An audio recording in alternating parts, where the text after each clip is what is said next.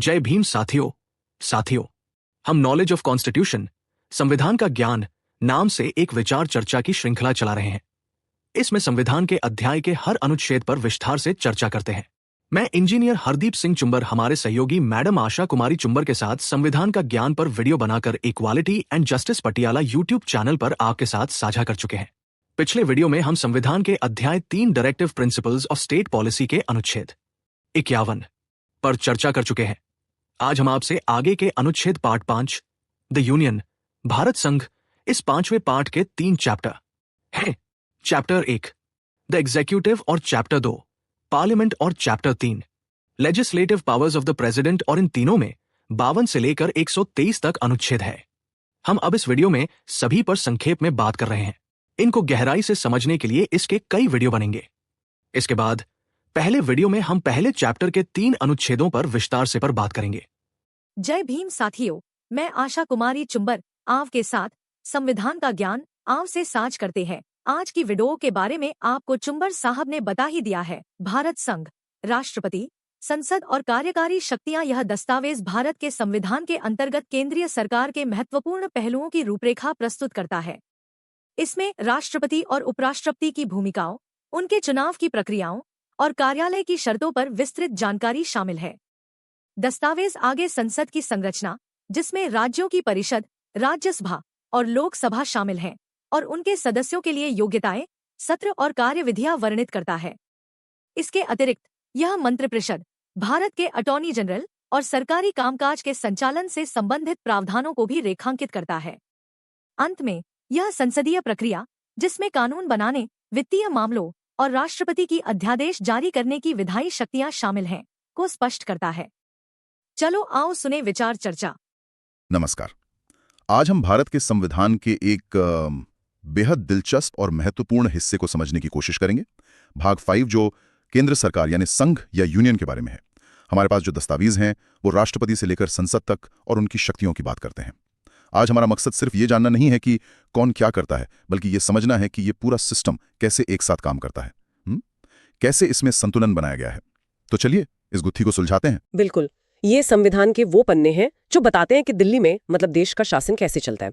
असल में ये एक तरह का खाका है। कौन फैसले लेगा, कौन कानून बनाएगा और कौन निगरानी रखेगा।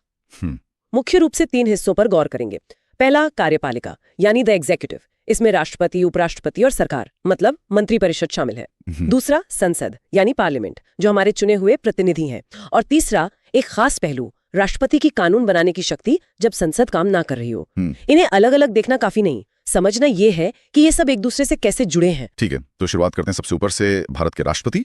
संविधान कहता है अनुच्छेद 52 कि भारत का एक राष्ट्रपति होगा, लेकिन ये पद सिर्फ नाम का है या इसके पास असली शक्ति भी है? और इनका चुनाव कैसे होता है, मतलब सीधे जनता से क्यों नहीं? हाँ, ये बहुत अच्छा सवाल है।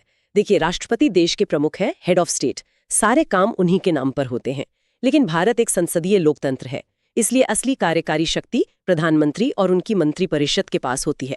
राष्ट्रपति का चुनाव सीधे जनता से इसलिए नहीं होता ताकि प्रधानमंत्री के साथ एक और शक्ति का केंद्र न बन जाए। एक तरह से इनका चुनाव एक खास तरीके से होता है, एक निर्वाचक मंडल इलेक्टोरल कॉलेज के जरिए, जिसमें संसद के दोनों सदनों के चुने हुए सदस्य और राज्यों की विधानसभाओं के चुने हुए सदस्य वोट डालते हैं। अनुच्छेद 54 और 55 में ये दिया है। ये तरीका सुनिश्चित करता है कि राष्ट्रपति पूरे देश का प्रतिनिधित्व करें, केंद्र और राज्य दोनों का। अच्छा, और राष्ट्रपति पद पे रहते हुए क्या करते हैं? मतलब उनकी कोई खास जिम्मेदारियां हैं? कार्यकाल कितना होता है? दोबारा चुने जा सकते हैं? हाँ, कई महत्वपूर्ण काम है। औपचारिक रूप से संघ की सारी कार्यपालिका शक्ति उन्हीं में निहित है। अनुच्छेद 53 कार्यकाल अनुच्छेद 56 के हिसाब से 5 साल का होता है। और हाँ, अनुच्छेद 57 कहता है कि वो दोबारा चुनाव लड़ सकते हैं। उनको संविधान और कानून की रक्षा करने की शपथ लेनी होती है। अनुच्छेद 60 के तहत उनके पास कुछ खास शक्तियां भी हैं, जैसे सजा माफ करने या कम करने की शक्ति अनुच्छेद 72 में, जिसे क्षमादान शक्ति या पार्डनिंग पावर कहते हैं। ये एक तरह की मानवीय राहत देने की शक्ति है जब कानून की सजा बहुत कठोर लगे। लेकिन सबसे बड़ा पहलू है उनका पद, वो संविधान के संरक्षक की तरह है। और अगर वो खुद संविधान का उल्लंघन करे तो उन्हें हटाने का भी प्रावधान है। महाभियोग, इम्पीचमेंट की प्रक्रिया, अनुच्छेद 61। ये प्रक्रिया बहुत कठिन है, बहुत कठिन, जो दिखाती है कि राष्ट्रपति का पद कितना महत्वपूर्ण और सुरक्षित बनाया गया है, लेकिन कोई भी कानून से ऊपर नहीं है। और हाँ, पद के लिए योग्यताएं अनुच्छेद 58 में है और कुछ शर्तें अनुच्छेद 59 में। समझ गया। राष्ट्रपति के बाद आते हैं उपराष्ट्रपति, अनुच्छेद 63। इनकी क्या भूमिका है इस पूरे ढांचे में? उपराष्ट्रपति का पद भी दिलचस्प है। उनका मुख्य काम है राज्यसभा यानी संसद के ऊपरी सदन के सभापति चेयरमैन होना, अनुच्छेद 64। ये सदन को चलाने की जिम्मेदारी है। इसके अलावा अगर राष्ट्रपति का पद किसी वजह से खाली हो जाता है, जैसे मृत्यु, इस्तीफा या महाभियोग से हटाना, या राष्ट्रपति बीमार हैं या देश से बाहर हैं, तो अनुच्छेद 65 के तहत उपराष्ट्रपति ही राष्ट्रपति के तौर पर काम करते हैं। तो ये एक तरह का बैकअप भी है और राज्यसभा के संचालक भी। इनका चुनाव अनुच्छेद 66 में और कार्यकाल अनुच्छेद 67 में बताया गया है।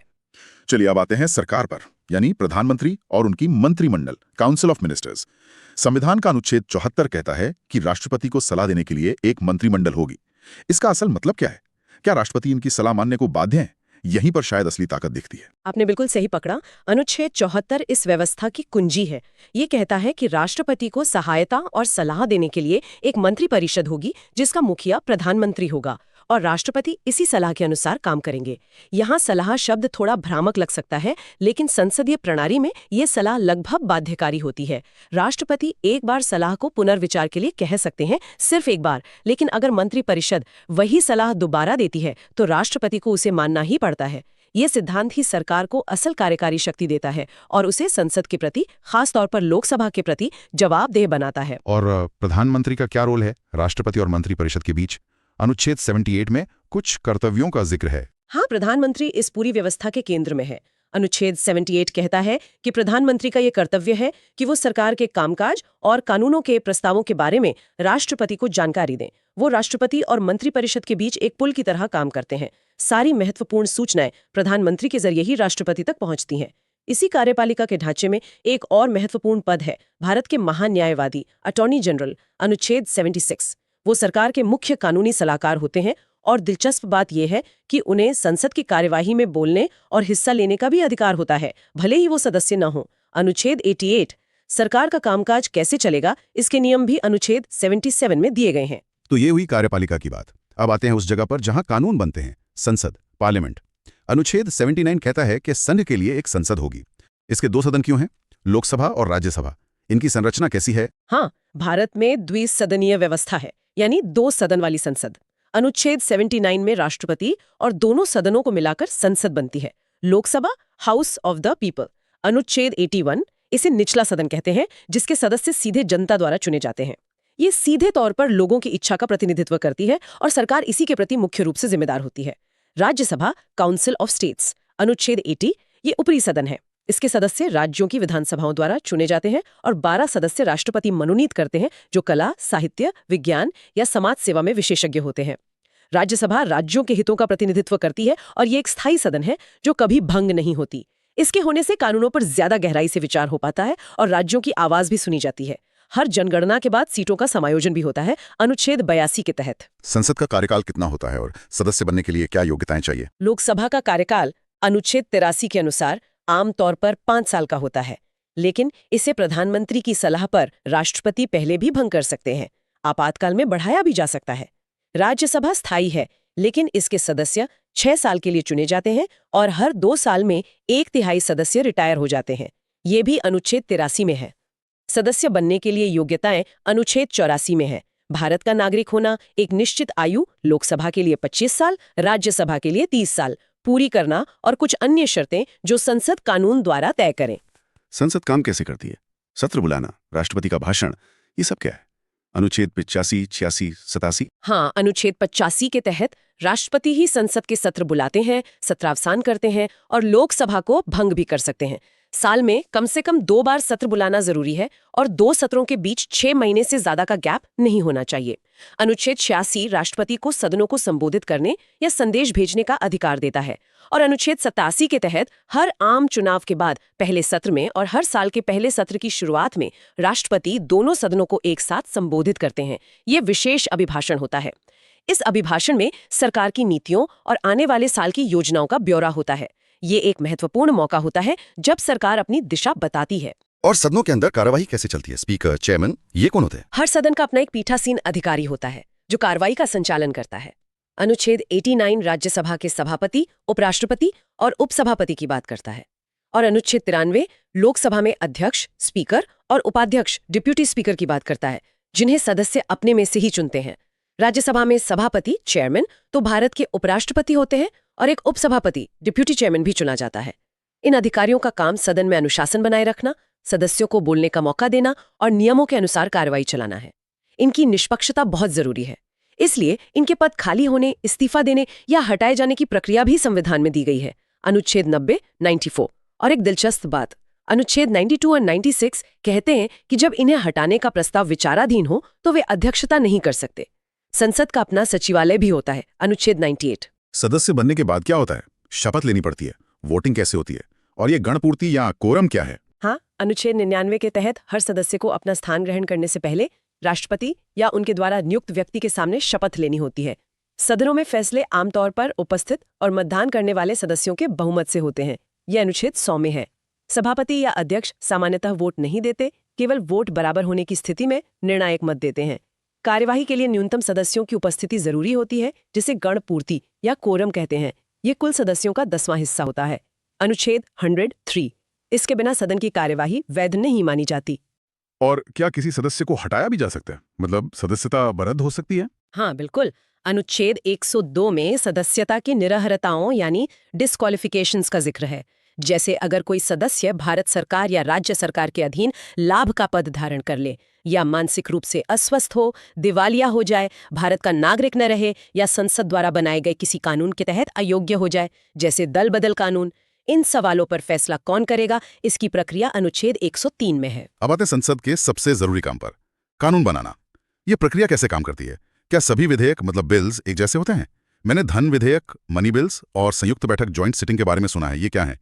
ये अनुच्छेद 107, 108, 109, 110, 111 में होंगे शायद। हाँ, बिल्कुल। कानून बनाने की प्रक्रिया अनुच्छेद 107 से शुरू होती है। साधारण विधेयकों के लिए देखिए, प्रक्रिया ये है कि कोई भी कानून बनने से पहले उसे संसद के दोनों सदनों से पारित होना होता है और फिर अनुच्छेद 111 के तहत राष्ट्रपति की सहमति मिलनी होती है। ज्यादातर विधेयक, जिन्हें साधारण विधेयक कहते हैं, किसी भी सदन में पेश किए जा सकते हैं।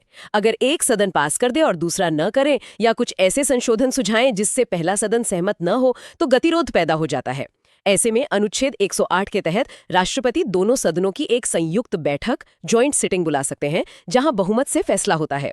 क्योंकि लोकसभा में सदस्य ज्यादा होते हैं, आमतौर पर संयुक्त बैठक में सरकार का पलड़ा भारी रहता है। अच्छा, और ये धन विधेयक क्या चीज है? अनुच्छेद 110 में इसकी परिभाषा है शायद। इसके लिए अलग नियम क्यों है अनुच्छेद 109 में? हाँ, अनुच्छेद 110 धन विधेयक या मनी बिल को परिभाषित करता है। ये वो विधेयक होते हैं जिनका संबंध सीधे तौर पर पैसे से होता है, जैसे कोई नया टैक्स लगाना या हटाना, सरकार का उधार लेना, या भारत की संचित निधि कंसोलिडेटेड फंड ऑफ इंडिया से पैसा निकालना या जमा करना। संविधान कहता है कि पैसे के मामलों में लोकसभा, जो सीधे जनता द्वारा चुनी जाती है, उसकी चलेगी। इसलिए अनुच्छेद 109 के अनुसार धन विधेयक सिर्फ लोकसभा में ही पेश हो सकते हैं, राष्ट्रपति की सिफारिश पर। राज्यसभा इन पर केवल चर्चा कर सकती है या 14 दिन के भीतर सिफारिशें दे सकती है, जिन्हें मानना या न मानना लोकसभा पर निर्भर है। अगर राज्यसभा 14 दिन में विधेयक नहीं लौटाती, तो ये मान लिया जाता है कि उसने पास कर दिया। ये व्यवस्था सुनिश्चित करती है कि सरकार को पैसा खर्च करने या जुटाने के लिए सीधे चुने हुए प्रतिनिधियों की मंजूरी जरूरी हो। और सरकार पैसा खर्च कैसे करती है? बजट प्रक्रिया क्या है? अनुच्छेद 112? हाँ, अनुच्छेद 112 वार्षिक वित्तीय विवरण या एनुअल फाइनेंशियल स्टेटमेंट की बात करता है, जिसे आम भाषा में बजट कहते हैं। सरकार अपनी मर्जी से पैसा खर्च नहीं कर सकती, उसे हर साल संसद के सामने अपना हिसाब किताब रखना होता है। इसमें सरकार बताती है कि उसे कहां-कहां से पैसा मिलेगा और वो कहां-कहां खर्च करेगी। संसद इस पर बहस करती है और फिर अनुदानों की मांगों, डिमांड्स फॉर ग्रांट्स को पारित करती है। इसके बाद एक विनियोग विधेयक, एप्रोप्रिएशन बिल पास होता है, अनुच्छेद 114 के तहत, जो सरकार को भारत की संचित निधि से पैसा निकालने की कानूनी इजाजत देता है। बिना संसद की इस मंजूरी के सरकार एक पैसा भी खर्च नहीं कर सकती। यह संसद का सरकार पर वित्तीय नियंत्रण का एक बहुत बड़ा जरिया है। इसके अलावा अनुच्छेद 115 में अनुपूरक अनुदान, सप्लीमेंट्री ग्रांट्स, और अनुच्छेद 116 में लेखानुदान, वोट्स ऑन अकाउंट जैसे प्रावधान भी हैं। संसद से जुड़े कुछ और पहलू भी हैं, जैसे सदस्यों के विशेषाधिकार, अनुच्छेद 105। और क्या अदालतें संसद की कार्यवाही में दखल दे सकती हैं? अनुच्छेद 122। के लिए उन पर अदालत में मुकदमा नहीं चलाया जा सकता। अनुच्छेद 120 संसद में इस्तेमाल होने वाली भाषा की बात करता है, हिंदी या अंग्रेजी। जहां तक अदालतों की बात है, संविधान मोटे तौर पर शक्तियों के पृथक्करण, सेपरेशन ऑफ पावर्स के सिद्धांत पर चलता है। अनुच्छेद 122 कहता है कि अदालतें आमतौर पर संसद की कार्यवाही की प्रक्रिया में हुई किसी कथित अनियमितता की जांच नहीं कर सकती। ये संसद की स्वतंत्रता सुनिश्चित करने के लिए है। आखिर में आते हैं राष्ट्रपति की एक और शक्ति पर, जो थोड़ी अलग है। अध्याय 3 में अनुच्छेद 123, अध्यादेश, ऑर्डिनेंस जारी करने की शक्ति। ये क्या है और इसकी जरूरत क्यों पड़ती है? ये एक बहुत ही महत्वपूर्ण और कभी-कभी विवादास्पद शक्ति है। सोचिए, संसद का सत्र नहीं चल रहा है, मान लीजिए दोनों सदन छुट्टी पर हैं, लेकिन देश के सामने कोई ऐसी आपात स्थिति आ गई जिस पर तुरंत कानून बनाने की जरूरत है। ऐसे में राष्ट्रपति मंत्रिपरिषद की सलाह पर एक अध्यादेश जारी कर सकते हैं। इस अध्यादेश का प्रभाव और शक्ति बिल्कुल संसद द्वारा बनाए गए कानून जैसी ही होती है। लेकिन क्या ये शक्ति बिना किसी रोक टोक के इस्तेमाल की जा सकती है? ये तो एक तरह से संसद को बाईपास करने जैसा लग सकता है। बिल्कुल सही चिंता है, इसीलिए इस पर कुछ सीमाएं लगाई गई हैं। पहली, ये शक्ति तभी इस्तेमाल हो सकती है जब संसद के दोनों सदन या कोई एक सदन सत्र में ना हो। दूसरी, राष्ट्रपति को ये समाधान होना चाहिए कि हालात ऐसे हैं कि तुरंत कार्रवाई जरूरी है। हालांकि इस समाधान की न्यायिक समीक्षा बहुत सीमित दायरे में ही हो सकती है, मतलब इसे कोर्ट में चुनौती देना मुश्किल है। सबसे बड़ी सीमा ये है कि जैसे ही संसद का अगला सत्र शुरू होता है, इस अध्यादेश को उसके सामने रखना पड़ता है। अगर संसद सत्र शुरू होने के 6 हफ्तों के अंदर इसे पारित नहीं करती, तो ये अध्यादेश अपने आप खत्म हो जाता है। राष्ट्रपति चाहें तो इसे पहले भी वापस ले सकते हैं। तो ये एक अस्थायी व्यवस्था है, लेकिन हाँ, इसके इस्तेमाल पर हमेशा बहस होती रहती है कि कहीं इसका दुरुपयोग तो नहीं हो रहा। तो कुल मिलाकर हमने आज भारत के संविधान के भाग 5 के जरिए यह समझने की कोशिश की कि केंद्र सरकार का ढांचा, मतलब संघ का ढांचा, कैसे काम करता है। राष्ट्रपति, उपराष्ट्रपति, मंत्रिपरिषद, प्रधानमंत्री और संसद, ये सब अलग अलग हिस्से हैं, लेकिन एक दूसरे से काफी गहरे जुड़े हुए हैं। हाँ, और जो बात उभर कर आती है वो है शक्तियों का संतुलन, चेक्स एंड बैलेंसेस और जवाबदेही, अकाउंटेबिलिटी। राष्ट्रपति नाम मात्र के प्रमुख है, लेकिन संविधान के रक्षक भी। असली शक्ति मंत्रिपरिषद के पास है, लेकिन वो लोकसभा के प्रति जवाबदेह है। संसद कानून बनाती है, लेकिन उस पर भी कुछ सीमाएं हैं। धन विधेयक पर लोकसभा का नियंत्रण है, और आपात स्थिति के लिए अध्यादेश की शक्ति है, लेकिन वो भी अस्थायी और शर्तों के साथ। ये पूरा ताना बाना मिलकर भारत के लोकतंत्र को चलाता है। बिल्कुल, और सुनने वालों के लिए एक सोचने वाली बात छोड़ जाते हैं। हमने आज कई विशेष प्रक्रियाओं की बात की, जैसे राष्ट्रपति पर महाभियोग, सदनों की संयुक्त बैठक या राष्ट्रपति का अध्यादेश जारी करना। ये संविधान में तो हैं, पर असलियत में इनका इस्तेमाल कितनी बार हुआ है?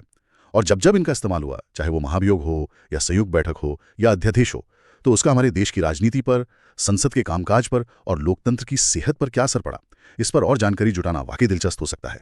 धन्यवाद साथियों, आपने वीडियो को पूरा सुना। धन्यवाद। उम्मीद है आपको इसका लाभ होगा। हम संविधान के ज्ञान अध्याय भारत संघ, राष्ट्रपति, संसद और कार्यकारी शक्तियां के आगे के अनुच्छेदों पर अगली वीडियो में बात करेंगे। आप equality and justice Patiala YouTube channel के साथ जुड़े रहें। अगर आपको पसंद आए तो कृपया इसे लाइक, शेयर और कमेंट करें। हम रोजाना नॉलेज ऑफ कॉन्स्टिट्यूशन, संविधान का ज्ञान पर चर्चा करते हैं। भारत के संविधान के प्रत्येक अनुच्छेदों को समझने के लिए हम उन पर चर्चा साझा करते हैं। अगर चाहते हैं कि आपके भाई, बहन और मित्रों को भी संविधान का ज्ञान हो तो कृपया इस वीडियो को उनके साथ साझा जरूर करें। आपके पास वीडियो पहुंचती रहे तो आप चैनल को सब्सक्राइब जरूर करें। अब हमें अनुमति दें। जय भीम, जय भारत, जय संविधान। Please take care your own self.